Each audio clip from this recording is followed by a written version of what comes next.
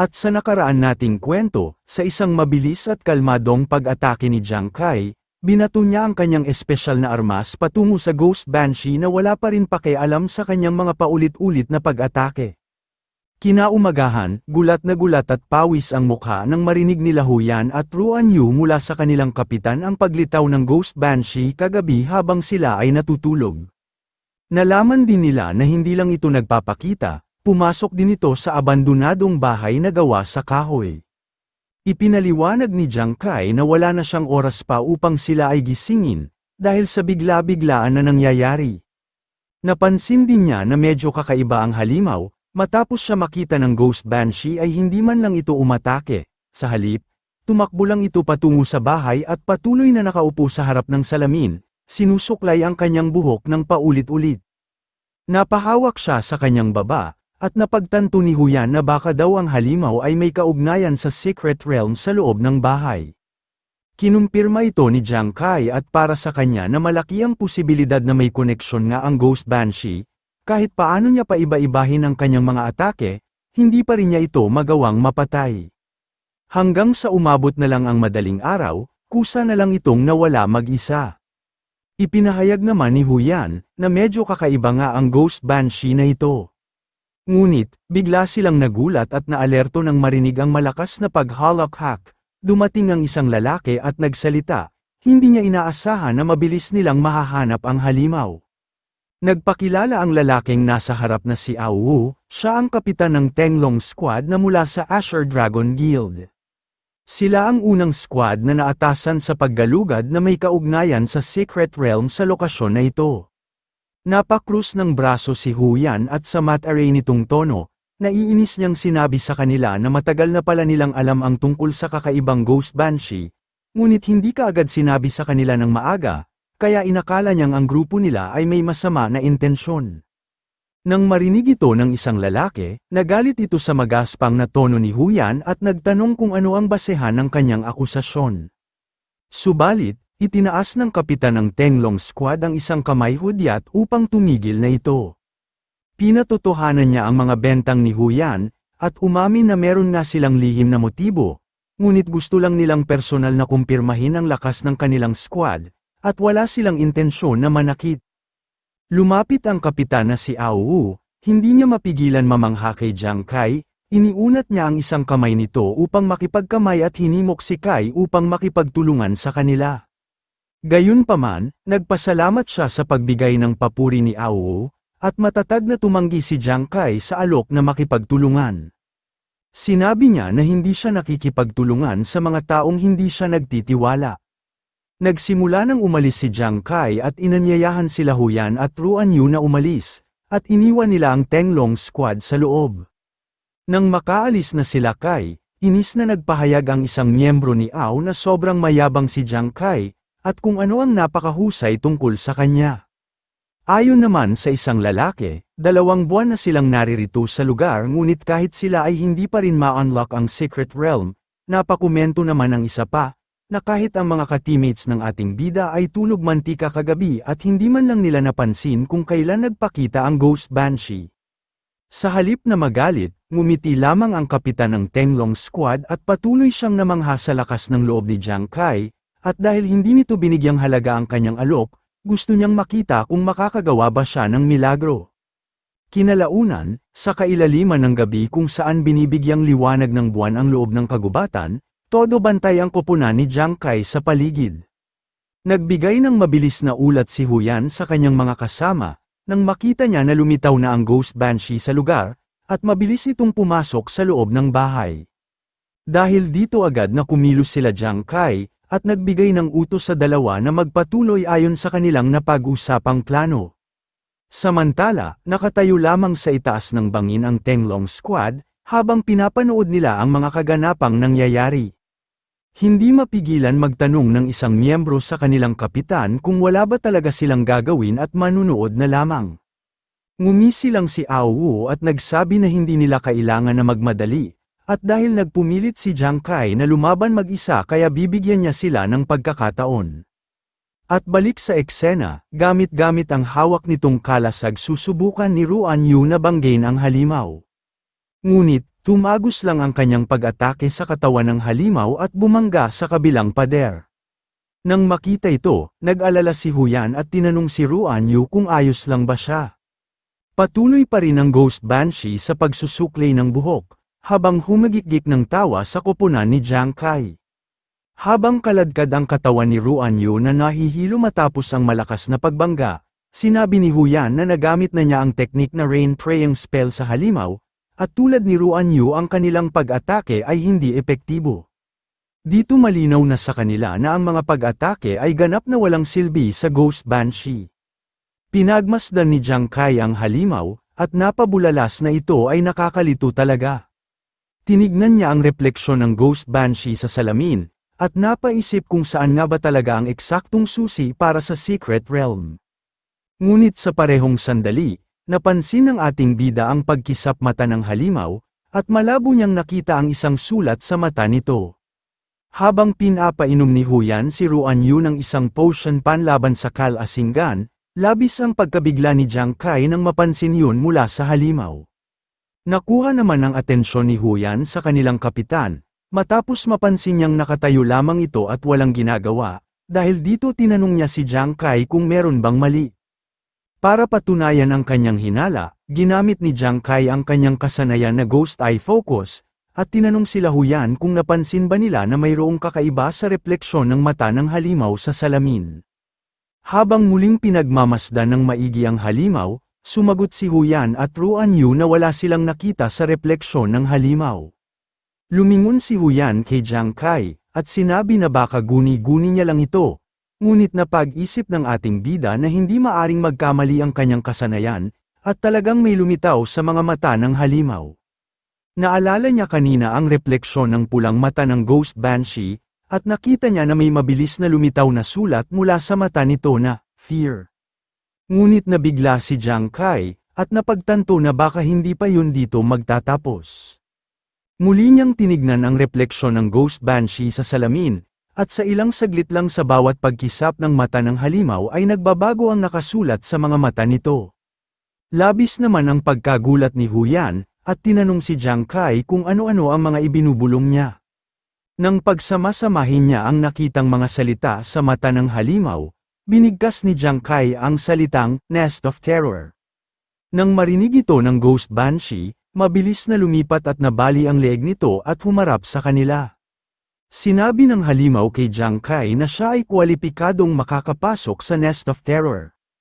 Matapos magsalita, ginamit ng Ghost Banshee ang buhok nito na naging gal-amay, at sa bilis ay halos hindi nakapag-react si Jiang Kai at pinaluputan ang katawan ng ating bida. Sa isang iglap, nang mahuli si Jiang Kai ng mahabang buhok ng Ghost Banshee, ay mabilis siyang naglaho sa kanyang kinatatayuan matapos higupin ang kanyang katawan papasok sa loob ng salamin. Nang masaksihan ito ay labis-labis naman ang pag-aalala ni Huyan at Ruan Yu sa biglaang paglaho ni Jiang Kai. Sa galit ay napasugod na lamang si Huyan sa Ghost Banshee na hanggang ngayon ay nakaupo pa rin ito sa harap ng salamin. Inutusan niya ang halimaw na ibalik na sa kanila ang kanilang kapitan. Bagamat kahit anong pagtatangkang gawin sa Ghost Banshee, ay bigo pa rin si Huyan na matamaan ito.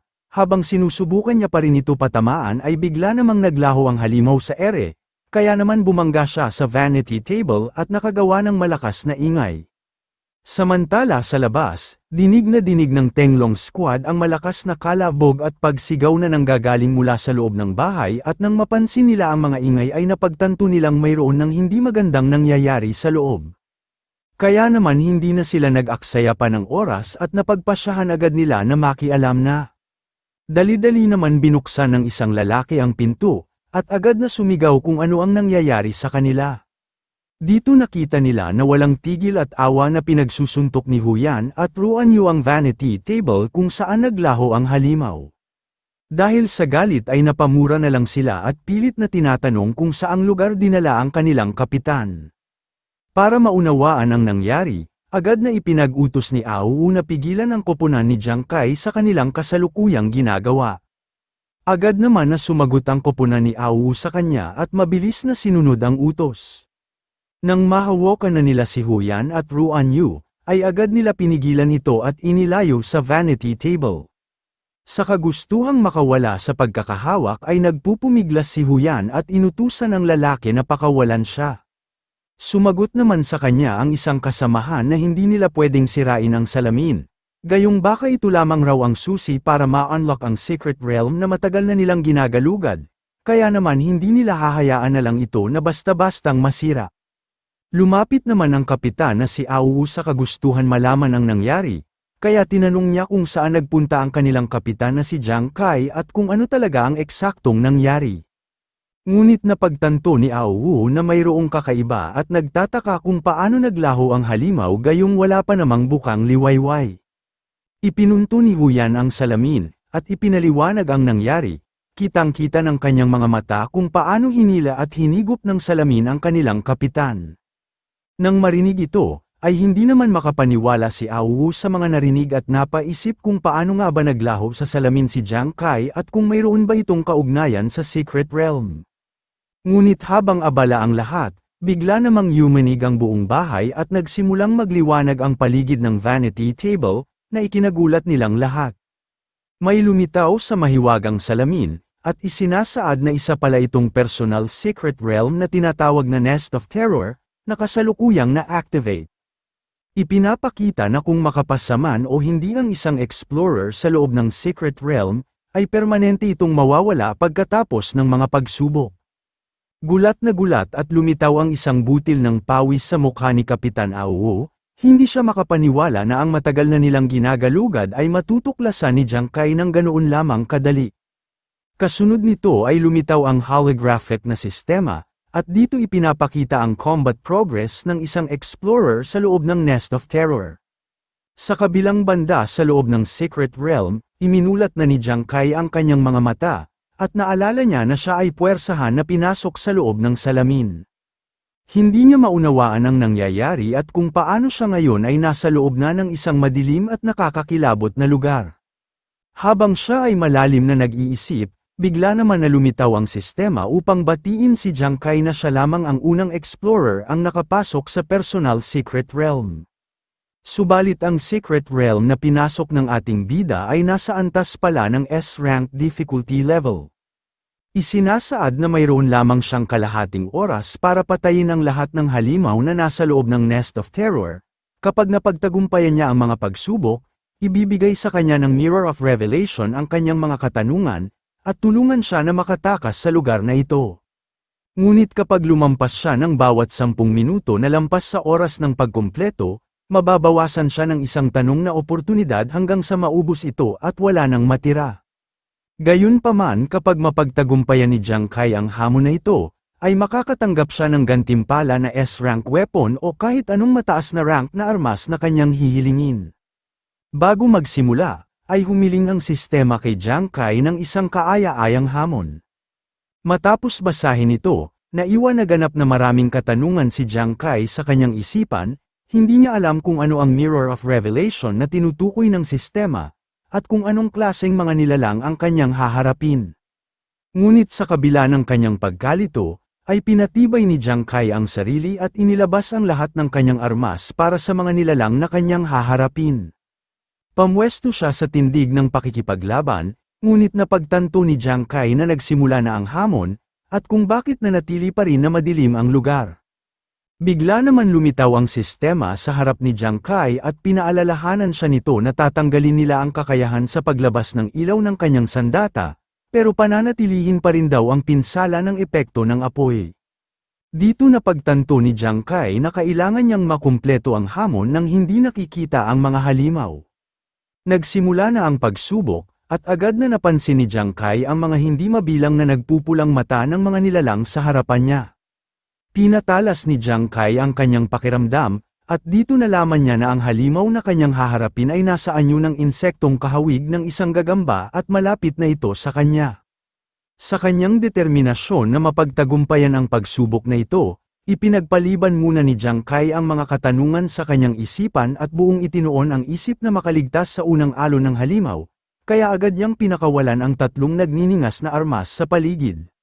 Sa bawat makakapatay ang ating bida ng mga halimaw ay agad naman na lumilitaw ang notification system upang batiin siya sa pagpatay ng nilalang sa Secret Realm, ngunit sa bawat halimaw na kanyang napapatay ay isang EXP lamang ang kanyang nakukuha. Pinagpatuloy ni Jiang Kai ang laban ng walang kahirap-hirap, matapos niya mapatawag ang kanyang armas ay agad naman din niya itong binabato sa mga halimaw. Matagumpay na napatay ni Jiang Kai ang mga halimaw sa unang alon, at hindi mabilang na holographic notification window system ang lumitaw para ipaalam sa kanya ang mga EXP na kanyang nakukuha. Matapos ang laban, nakahinga ng maluwag si Jiang Kai at napagtanto na nakumpleto niya ang hamon nang hindi man lang siya pinagpapawisan. Ang mga pagpatay ng ilang dosina na mga halimaw ay hindi ganoon kahirap para sa ating bida, ngunit lingid sa kanyang kaalaman, na hindi pa doon nagtatapos ang hamon, sa ibabaw niya lumikha ng nakangiting mukha na binubuo ng mas maraming mga mababangis na nilalang. Nang makita ito, agad na tumindig si Jiang Kai sa pakikipaglaban upang muling ihanda ang sarili sa mga paparating na halimaw. Pinalibutan na si Jiang Kai ng dagsa-dagsang mga halimaw at patuloy na sumusugod sa kanyang kinatatayuan, at sa kaunting oras na lang ay maaabutan na siya ng mga ito. Ginamit niya ang kakayahan ng kanyang baluti na Phantom Eyes, at dahil dito nakagawa ng sapat na distansyang layo ang ating bida, sa mabilis na paggalaw, pinakawalan niya muli ang mga punyal na naset niya sa mataas nitong pinsala. Nang tumama ito sa pangalawang alon ng halimaw, nagmistulang fireworks ang buong paligid at nabalutan ng matinding liwanag ang lugar. Ngunit kahit sa kabila ng mga pagpapasabog sa paningin ng ating bida ay madilim pa rin ito. Gayunpaman kahit na inilabas na niya ang matitinding pag-atake, madami pa rin halimaw na nilalang ang nakaligtas sa mga pagpapasabog. Dahil dito nagngangalit sa inis si Jiang Kai at nakaramdam din ng pangangamba, hindi niya alam kung gaano pa karami ang bilang ng mga halimaw na kailangan niyang patayin para makumpleto ang hamon ng Nest of Terror. Kaya naman napagtanto niya na kailangan niya pang maging mas mabilis sa pag-atake para matapos na ang mga halimaw.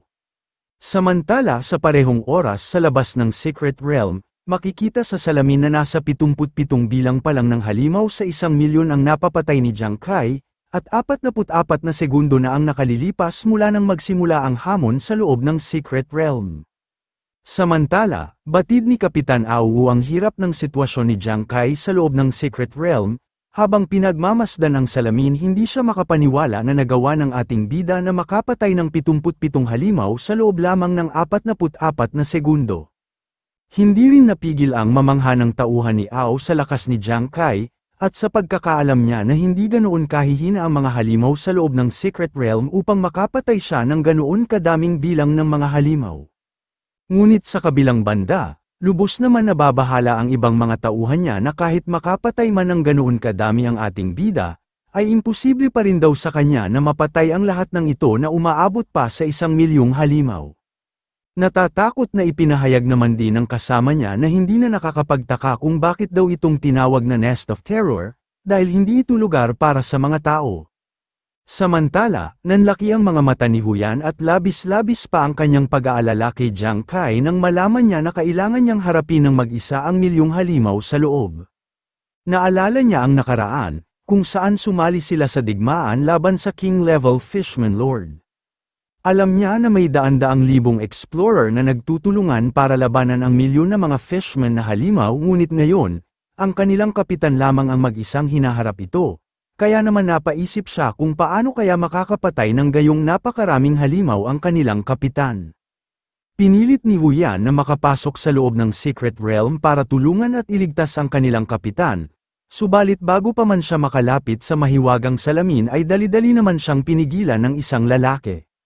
Ngunit sa kanyang pagpupumiglas, ay agad naman siyang natigilan nang marinig niyang nagsalita ang kapitan ng Tenglong Squad sa kanya na hindi sila maaaring makapasok lahat. Sa nanginginig na tinig, tinanong ni Huyan kung ano ang ibig sabihin ni Aowu. Seryosong sinabi ni Aowu na ang portal na pinasukan ni Jiang Kai ay isang personal na Secret Realm.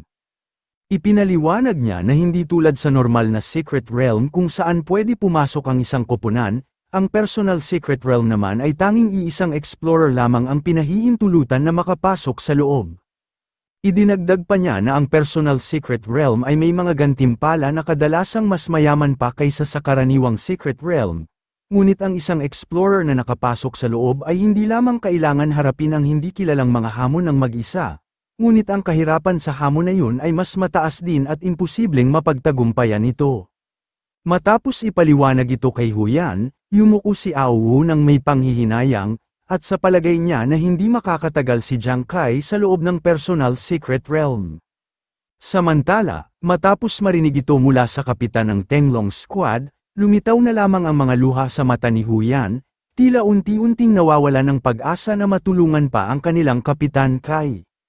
Balik sa eksena sa loob ng Nest of Terror, pinalibutan na ng mga napakaraming gagambang nilalang ang lugar, habang ang ating bida ay mataas na tumalon at patuloy pa rin sa pagbibitaw ng mga nakamamatay na pagpapasabog sa mga halimaw. Habang siya ay nasa ere, isang halimaw ang lumitaw sa likuran ni Jiang Kai at bumuga ng isang nakakapinsalang uri ng likido mula sa bibig nito, subalit bago pa man matamaan si Jiang Kai ay ginamit niya ang bilis sa pag-atake at nagawang mapatay ang halimaw na palihim na sumulpot sa kanyang likuran. Paglapag ni Jiang Kai sa lupa, naligo na sa pawis ang kanyang mukha, bagaman napagtanto ni Kai na lumipas na ang 20 minuto, ngunit napansin niya na sa dami ng halimaw kahit ang sistema ay halos wala ng oras para ipakita sa kanya ang EXP na kanyang nakuha sa bawat pagpatay ng halimaw. Ayon kay Jiang Kai, na kahit maaari niyang patayin agad ang mga halimaw na ito, ngunit ang problema ay ang mga halimaw ay walang katapusan na lumilitaw. Kahit gaano pa man kabilis ang bilis ng kanyang pag-atake, hindi kaya ni Jiang Kai na patayin silang lahat. Sa tagal niya sa loob ng Secret Realm ay halos nauubos na ang stamina ng ating bida, at ang mga halimaw ay nagagawa na siyang masugatan. Nang makagawa muli ng sapat na distansya, napahinto si Jiang Kai sa isang tabi, at ang pinakamasama pa sa kanyang sitwasyon ngayon, ay malapit na siyang mawala ng malay sa tindi ng pagod at pagkaubos ng kanyang lakas. Gayunpaman hindi pinagbigyan ng mga halimaw si Jiang Kai na makabawi ng kaunting lakas kahit sa ilang segundo, at ngayon ay naglabas sila ng matibay na sapot mula sa bibig at pinaluputan ang mga binti ng ating bida.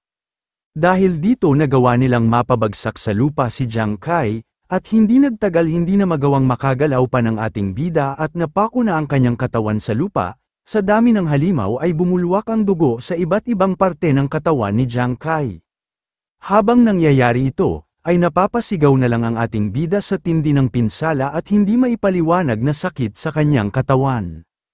Naisip niya na masyadong mataas ang diferensya ng antas ng hamon sa Secret Realm, at ngayon napagtanto ni Jiang Kai na hindi siya mananalo. Gayunpaman, labis siyang nadismaya sa sarili, nagngangalit ang ngipin ni Kai, na sa lahat ng kanyang naging laban ay hindi niya matanggap na dito lang pala siya matatalo sa ganitong uri ng mga nilalang. Subalit sa kabila ng lahat ng nangyayari sa kanya, kumapit si Kai sa isang paniniwalang hindi siya sisuko kahit ano pa man ang mangyari. Sa tibay ng determinasyon niya, lumitaw ang holographic window system, na nadetect nito sa kanya na malapit na siya sa estado ng kamatayan, biglang umangat sa ere ang nagniningning na espesyal na armas ni Jiang Kai, at kaagad naman niya itong napansin, lumalabas na ang kanyang espesyal na baraha ay may nakatagong epekto, at ito ay tinatawag na Wheel of Fortune na ngayon ay kanya nang na-activate.